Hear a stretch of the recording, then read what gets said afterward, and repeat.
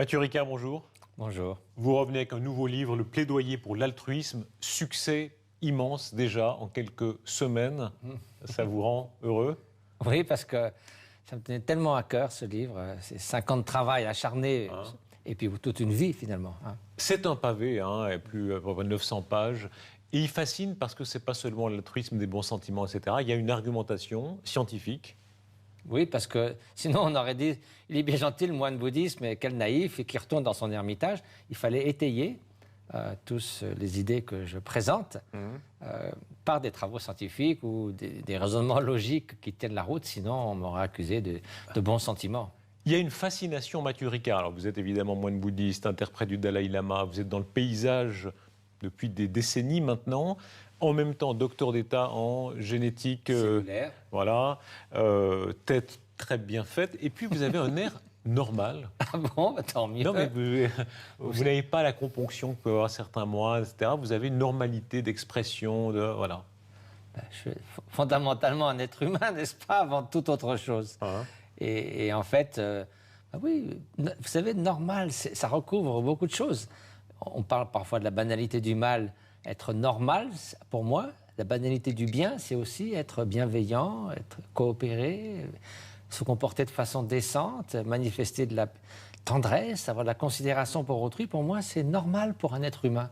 L'image du bonheur, ça a été même gonflé en titre de presse. Je sais que vous n'aimez pas qu'on dise ça, mais ça a fait le buzz, comme on dit, parce qu'on a fait un test, vous y avez participé, on a dit, voilà, c'est l'homme le plus heureux du monde, dont vous avez planté des électrodes, c'est ça, Des électrodes de l'IRM. Mais justement, ce qu'on mesurait à ce jour-là, ce n'était pas le bonheur, c'était une méditation sur l'amour altruiste et la compassion qui a engendré effectivement des activations de certaines aires du cerveau liées aux émotions positives, une magnitude qui, jusqu'à maintenant, n'avait pas été enregistrée en neurosciences. Mais j'ai été le premier cobaye dans le temps, mais il y en a eu 25 qui ont fait entre 10 000 et 50 000 heures de méditation, et tous avaient des résultats très cohérents. Ce qui veut dire que c'était l'entraînement, et non pas votre humble serviteur, qui était en cause. Et d'ailleurs, depuis, on a vu ce que ça donnait au bout de 2 semaines, 3 semaines, 1 mois, et on voit que déjà au bout de 2 semaines, le cerveau commence à changer. Alors ça, c'est vraiment au cœur de ce que vous dites, la bienveillance, la compassion, ce n'est pas des idées vagues, ça se mesure dans le cerveau en partie, évidemment, tout n'est pas là, mais on commence à pouvoir les mesurer. Alors si vous voulez... Les effets, on en voit les effets. Pour soi, au fond de soi-même, quand on a ce sentiment d'amour, qu'on essaie d'exprimer de la bonté, c'est pas indispensable de le mesurer, pas toujours réduire à des mesures. Mais dans le monde actuel, si on veut pas qu'on vous dise « ouais, mais vous êtes bien gentil, etc., etc. », pour montrer que ça peut avoir une application pour tout le monde, c'est-à-dire laïque, que tout le monde a un esprit qui le tracasse parfois du matin au soir, notre esprit peut être notre meilleur ami comme notre pire ennemi, le fait qu'un entraînement de l'esprit, comme on s'entraîne à jongler ou à jouer aux échecs, puisse modifier fonctionnellement et structurellement le cerveau au bout de quelques semaines, montre que la transformation personnelle est possible. Nous en avons le potentiel. Vous dites, dans les actes que chaque jour chacun fait, il y a une grande part d'altruisme. Combien ? En gros, il y a une étude qui a été faite, 70% des actes sont bienveillants, c'est-à-dire positifs. Il y a un certain nombre qui sont neutres, et puis très peu, finalement, qui sont des actes un peu malveillants, de négligence d'autrui. Est-ce qu'on peut y croire, ça, vraiment ? Parce qu'on déteste son rival professionnel, son rival amoureux, dans la queue au supermarché, on n'aime pas les gens qui sont devant, qui sont un peu lents. On a l'impression qu'à chaque minute, on n'est pas gentil. C'est ces moments qui vous choquent. Et le fait que vous vous en souveniez avec tant de précision, c'est justement parce que c'est choquant. Regardez. Là, j'arrive de Brest ce matin, j'ai pris 2 avions. Bon, je me dis pas, c'est formidable, personne ne s'est tapé sur la figure dans l'avion. Non, on s'attend à ce que les gens se comportent de manière décente. Donc, quand il y a 100 personnes qui coopèrent quelque part à Genève pour aider des personnes âgées, ça ne fait pas la une des journaux, je suis désolé de le dire. Mais s'il y en avait une qui avait été cambrioler une banque ou attaquer une vieille dame, vous êtes sûr qu'elle est dans la première nouvelle du soir. Il y a des très belles choses dans ces moments où vous dites sentir la compassion à l'état extrême, les moments maternels par exemple, même dans le monde animal. Vous parlez de cette scène de la femelle éléphant qui sauve un petit rhinocéros. Justement, on parle des gènes égoïstes, mais l'instinct maternel est si fort, pas seulement maternel, l'empathie. une histoire d'une mère éléphante qui voit un petit rhinocéros qui s'est pris dans la boue. Donc elle s'approche pour le sortir avec ses défenses. La mère rhinocéros, qui n'est pas très maligne, charge la mère éléphante. Donc la mère éléphante s'en va, la mère rhinocéros part dans la forêt. 5 fois de suite, elle revient pendant plusieurs heures pour essayer de sortir ce bébé rhinocéros.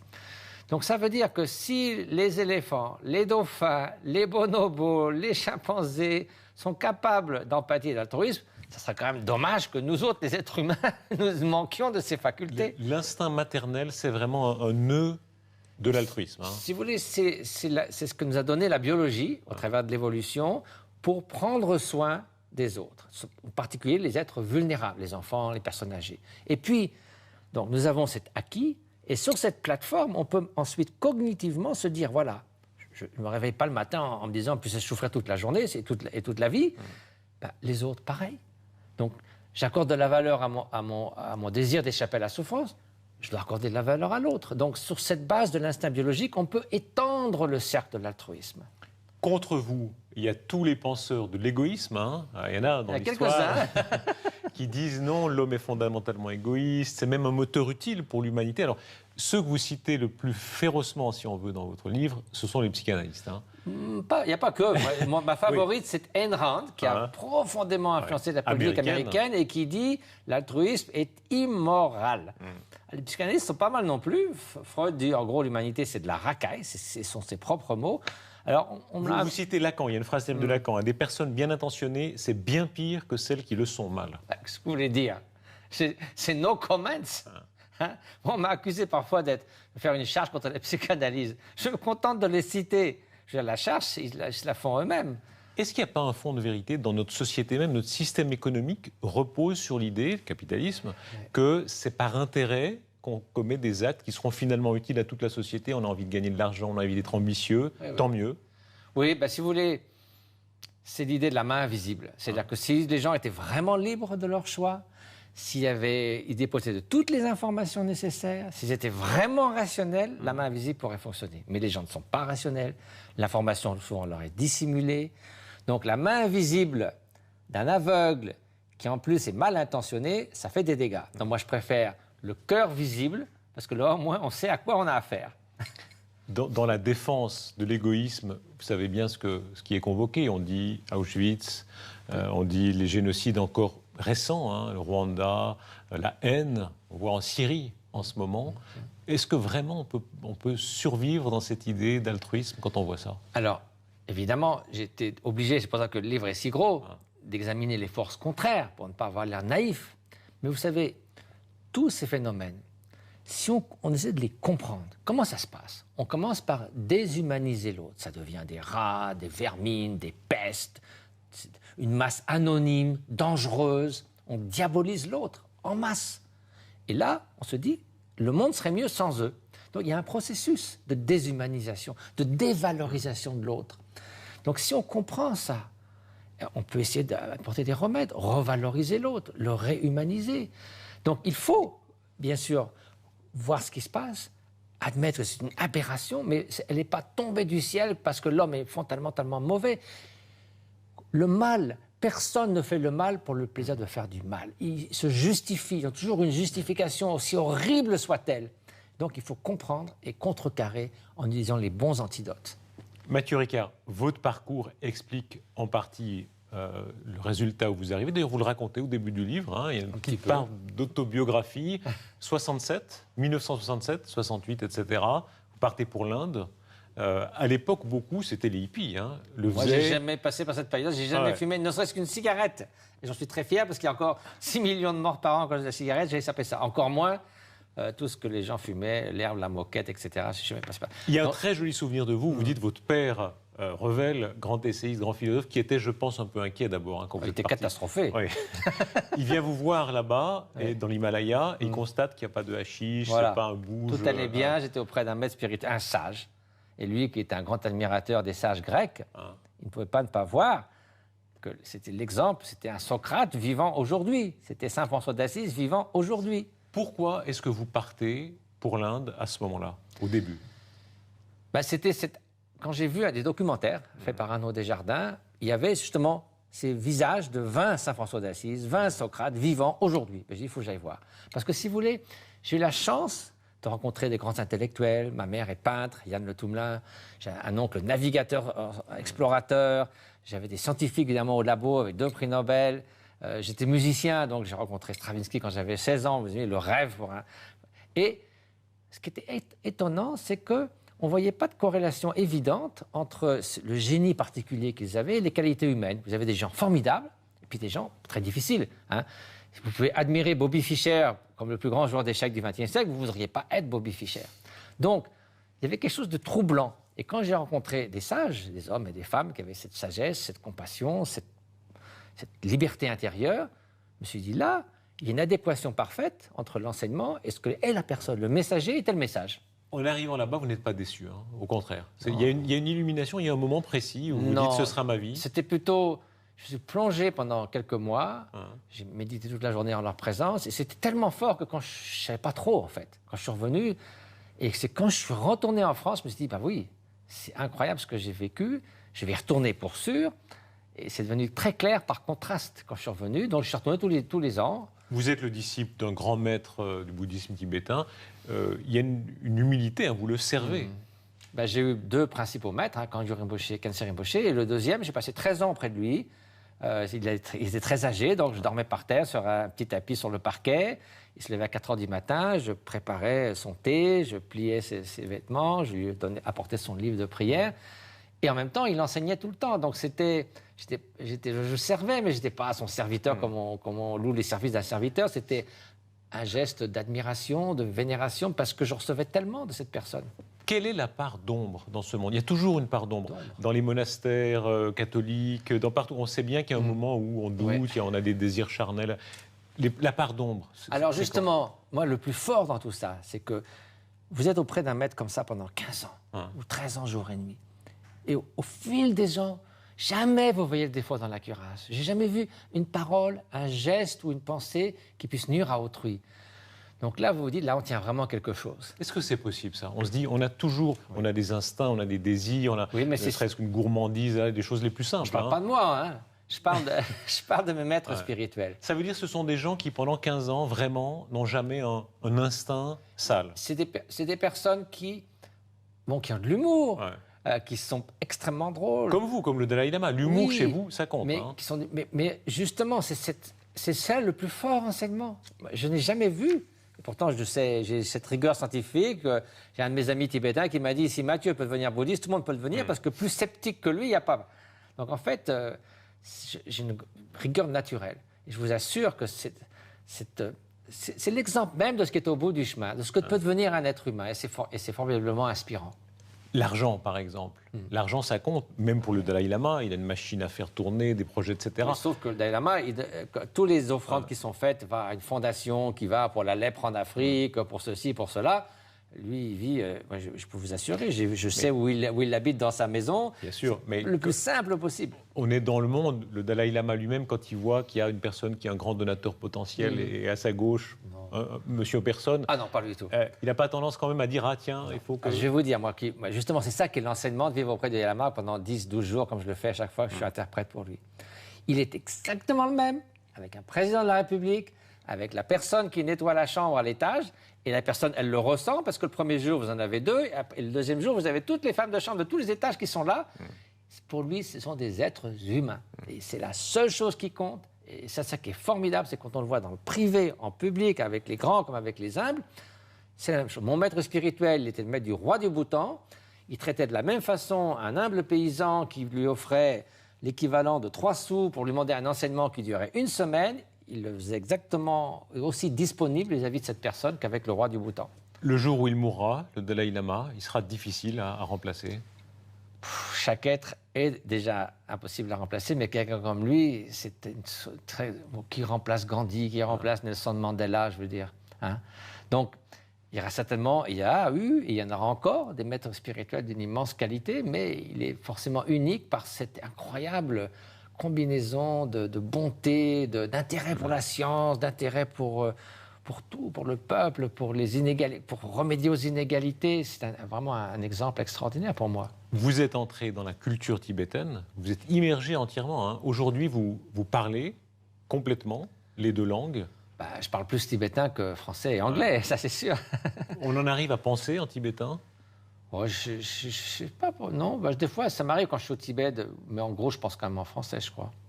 Vous comptez dans quelle langue? On dit toujours que c'est le test ultime. Ça dépend des fois, mais en gros, c'est en français, mais ça m'arrive de compter en tibétain.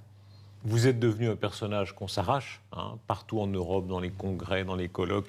Souvent, les gens d'argent d'ailleurs, hein, les plus grands capitalistes veulent entendre. La méditation, surtout, c'est quelque chose qui passionne, qui est devenu, au-delà de la mode, hein, beaucoup de gens la pratiquent comme un moment de leur vie capitale. C'est vrai, par exemple, que John Kabat-Zinn, qui a introduit la réduction du stress par la pleine conscience dans des centaines d'hôpitaux aux États-Unis, c'est quelque chose qui a fait grand bien. Je travaille moi-même avec Tania Singer, qui était avant à Zurich, qui est maintenant directrice de l'Institut Max Planck de Leipzig. Et on a un projet justement pour remédier à l'épuisement émotionnel chez ceux qui s'occupent du soin dans les hôpitaux, des infirmières, des médecins qui ont souvent du burn-out. Hein. Plus de la moitié des médecins ou des infirmières ont du burn-out. Et on a pu montrer, en collaborant avec des méditants comme moi, que l'empathie, la résonance affective avec la souffrance, vous souffrez de la souffrance de l'autre, c'est pas la même chose que l'amour altruiste, l'amour bienveillant, maternel, et que en fait cet amour est un antidote à la détresse empathique. Vous bazardez tous les lieux communs, vous dites qu'il n'y a pas besoin forcément d'être face au soleil, d'avoir les jambes je ne sais comment, c'est ça. Le corps est l'ermite, l'esprit est l'ermite. Non, le corps est l'ermitage, l'esprit est l'ermite. Ce qui ne m'empêche pas d'ailleurs de passer plusieurs mois par an dans mon ermitage, c'est quand même mieux. Méditation qui peut être laïque aussi, hein, elle n'a pas forcément un fondement religieux. Comment vous la définissez, la méditation? Alors justement, peut-être démystifier le mot. On n'en a pas honte, bien sûr, mais les racines sanskrites et tibétaines, ça veut dire cultiver, se familiariser avec. Donc, vous familiarisez avec une nouvelle manière d'être, c'est-à-dire de traduire les circonstances extérieures en bien-être ou en mal-être. Et vous cultivez des qualités comme la liberté intérieure ou l'amour altruiste. Et ça, vous donnez des exemples. Hein. Aimer son enfant, par exemple, se concentrer sur cette idée, aller de l'avant dans cette idée-là. Si vous voulez, il faut commencer par ce qu'il y a de plus facile et plus aisé. Par exemple, quand on veut apprendre à naviguer, on commence par un jour de beau temps. Donc là, si vous voulez cultiver l'amour altruiste, vous pensez à un enfant innocent qui vient vers vous, avec des yeux lumineux, vous le prenez dans vos bras, et vous n'êtes qu'amour vis-à-vis de cet enfant. Mais au lieu que ça dure 30 secondes et que vous pensiez à autre chose après, vous allez maintenir, cultiver, nourrir cela pendant 5, 10, 15, 20 minutes. Et si ça commence à devenir opaque, vous le ravivez. Si vous êtes distrait, vous y revenez. Vous le cultivez comme on fait des gammes de piano ou de l'exercice physique. Il y a un aspect gymnastique, comme vous le dites. On n'est pas aussi bon en méditation au début qu'à la fin. Je veux dire, ça s'apprend. Alors, gymnastique, il ne faut pas non plus être trop physicaliste. Mais oui, l'entraînement, d'ailleurs, ascèse, c'est pas bon, je t'imagine, pas arrêter de manger et tout. Ascèse, ça veut dire simplement s'exercer. Hein. Et effectivement, on dit au début, rien ne vient parce qu'on fait des efforts et ça n'a pas l'air de changer. Au début, au milieu, rien ne reste parce que ça vient de temps en temps puis ça s'en va. Et à la fin, rien ne part parce que ça devient une seconde nature. La nostalgie du monde d'avant, la France, Paris, tout ce que vous avez abandonné, ça pendant des années, pas. on m'envoyait des camemberts parce que j'avais la réputation d'aimer le camembert. Alors qu'ils arrivaient en état de décomposition varié. Franchement, je suis très heureux de venir de temps en temps, mais je suis parfaitement heureux dans mon petit ermitage face à 300 km d'Himalaya. Il y aurait une fée qui arriverait avec une baguette magique en me disant « Est-ce que tu veux faire 3 vœux sur le plan matériel ?» J'ai rien à trouver. Aucune nostalgie. Vous avez presque parfois un petit bout d'accent franchouillard. Vous avez des jurons qui font très vieille France. Tout à l'heure, je vous entendais, vous dites pétard. Ce qui est vraiment, ça doit être un juron très à la mode dans les années 50. Ou... Oui. Non, vraiment, il n'y a aucun... Tout ce que vous avez abandonné, il ne vous arrive jamais de vous dire... J'ai rien abandonné.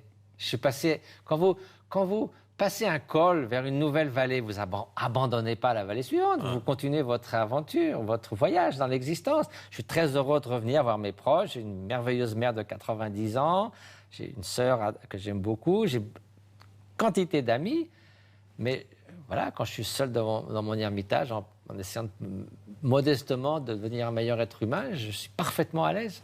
Sur les forums Internet, on voit tous ces gens qui disent merci, qui vous disent merci en disant voilà, vous avez changé ma vie, pas comme un gourou, mais justement par ces livres très fondés scientifiquement. C'est presque, je ne dirais pas que c'est gênant, mais je veux dire, c'est touchant parce qu'on dit dans le bouddhisme que si on peut aider ne serait-ce qu'une personne, ça vaut la peine de faire des efforts pendant des années. Mais des fois, je me demande comment, pourquoi. Je suis heureux que les idées, un peu comme un passeur, qui essaie de distiller la sagesse de mes maîtres et d'allier ça avec la rigueur de la science. Si ça peut être un petit peu utile, finalement, j'avais une maxime, c'est de se transformer soi-même pour mieux servir les autres. Vous n'aimez pas hein, l'esprit de sérieux, le paravent de sérieux. Je vous ai entendu même plaisanter sur votre habillement. Vous dites, je crois, à Chicago, on vous dit « Ah, c'est Halloween » parce qu'on vous voit comme ça avec... C'était très drôle parce que j'étais à attendre les bagages. C'est le jour d'Halloween. Ah. Quelqu'un me dit « Oh, c'est réussi ton déguisement !» Je lui disais « Je suis habillé comme ça tout le temps. » Il me dit « Oh, pardon, pardon !» Ça, c'est vous. Rire, chaque jour, chaque heure, ça compte beaucoup. Ça fait pas de mal. Hein. Je veux dire, bon, ben, c'est pas forcé à rire en chatouillant en permanence, mais je veux dire... Il y a un aspect de légèreté vis-à-vis de ce qu'on appelle les préoccupations mondaines, c'est-à-dire le gain, la perte, la louange et la critique. C'est comme le Dalai Lama. Il dit, certains me disent que je suis un loup déguisé en moine. Absurde. Certains disent que je suis un dieu vivant. Absurde. Je suis un simple être humain. Et effectivement, ça donne une certaine légèreté. Si on n'a rien à perdre, rien à gagner et tout à partager, on ne s'inquiète pas trop. Vous citez Victor Hugo en ouverture de votre livre, phrase superbe, hein. Il n'y a rien de plus puissant qu'une idée dont le temps est venu. Et je suis persuadé que c'est l'altruisme. Il faut oser le dire, oser l'enseigner de façon laïque à l'école, oser introduire dans une économie positive. L'environnement, une question si brûlante, c'est une question d'altruisme et d'égoïsme. Parce que les générations suivantes diront « vous le saviez et pourtant vous n'avez rien fait ». Ça se résume à l'égoïsme ou à l'altruisme vis-à-vis de ces générations à venir. Vraiment, le monde est moins violent qu'avant ? Encore une idée reçue qui a été démentie par les recherches. À Oxford, en 1350, il y avait 100 homicides par an pour 100 000 habitants. Maintenant, c'est 0,7. En Europe, en moyenne, on a 100 fois moins de chances d'être tué par homicide tous les ans. Le nombre de victimes moyens par conflit dans le monde a été diminué par 30 depuis 1950. Ça, c'est tous les conflits qui existent. 50 morts, guerre civile, conflits ethniques, n'importe quoi. Donc, il y a la Syrie, il y a le Soudan, il y a la guerre Irak-Iran, mais globalement, la violence n'a cessé de diminuer. La violence vis-à-vis des enfants, la torture, ça reste, bien sûr, c'est choquant, on en parle, mais globalement, ça diminue, ça diminue, ça diminue. C'est dû à la démocratie, c'est dû aux échanges, c'est dû à l'éducation, c'est dû au statut des femmes, c'est un facteur très important. Donc il y a toutes sortes de facteurs qui font que la violence diminue. Vieillir, comme moine tibétain, c'est comment ? C'est se dire que chaque moment devient de plus en plus précieux, parce que là, quoi qu'il arrive, on est sûr que ça ne va pas durer très longtemps. Et mourir ? Comme disait Dalai Lama, je suis très curieux de voir ce qui va se passer. J'espère que je pourrai mourir en sérénité, conscient, en pensant à mes maîtres spirituels, avec la paix dans le cœur et la joie d'avoir fait de mon mieux, parce que c'est ça qui compte finalement. Mathieu Ricard, merci. On vous lira le plaidoyer pour l'altruisme. Succès, ça compte, ça. Il y a, vous savez, les catholiques à l'ancienne disaient attention, vanité, hein, c'est déjà de la vanité quand. Hein. Il y a une vanité. À chaque fois que je commence à écrire un livre, je vérifie. Je vais dans mon ermitage et pendant plusieurs jours, je vérifie pourquoi est-ce que je fais ça, la bonne motivation. D'abord, je donne l'intégralité de mes droits d'auteur à Karuna Sechen, qui est la fondation humanitaire. 130 projets dans l'Himalaya, 100 000 patients par an, 25 000 enfants dans les écoles, donc ça sert à quelque chose. Et surtout, c'est la joie de voir que l'altruisme, finalement, est reconnu comme une valeur dont nous avons besoin. Le bonheur de parler. On le sent très fortement chez vous. Hein. Il y a une jubilation presque de la parole, de la pensée qui va avec. Si vous voulez, quand on a quelque chose qui vous tient tellement à cœur et que vous savez que c'est utile, que ça peut être utile individuellement, ça peut être utile pour changer la société, il y a une joie à le partager, c'est clair. Merci Mathieu Ricard. Merci.